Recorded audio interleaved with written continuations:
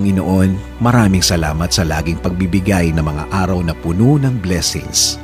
Salamat sa proteksyon mo na lagi kong kasama para sa akin at sa aking buong pamilya. Thanks for your provision, your guidance and protection. Thank you also, God, for your faithfulness and love for us, Lord. Panginoon, i-bless niyo po ang aking plano sa aking buhay at sa aking pamilya. Alam ko po na lagi niyo akong pinoproteksyonan kasama ng aking mga pangarap.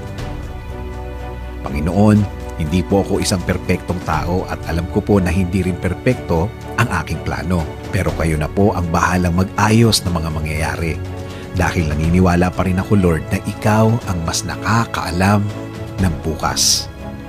Alam ko po, Lord, na marami pa akong dadaanan para matupad ang aking plano sa aking buhay. Pero alam ko po na bibigyan niyo po ako at ang aking plano sa buhay ng tamang direksyon. Hindi rin po ako nag-aalala na baka hindi po matupad ang mga ito. Dahil alam ko, Panginoon, na lagi po kayong andyan para ibigay ang mga oportunidad na kailangan ko para mapalapit ako sa aking plano, sa aking buhay at para sa aking pamilya.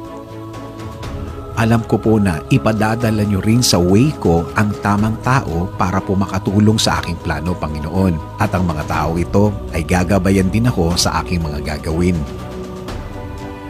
Lord, please clear my mind always so I can focus on the things that I need for my plan.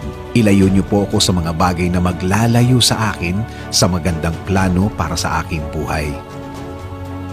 Kaya Lord, I am submitting my plan to your plan. Alam ko po na kapag kayo ang nagplano, mas malinaw at mas makabubuti sa akin at sa aking pamilya. Lord, please keep me safe and my family always. Kayo na po ang bahala sa amin at sa aming mga bukas. Kayo na rin po ang bahala, Panginoon, sa aming bayan. Patuloy kaming magtitiwala at maniniwala sa inyong grasya, Panginoon. This is our prayer in Jesus' name. Amen.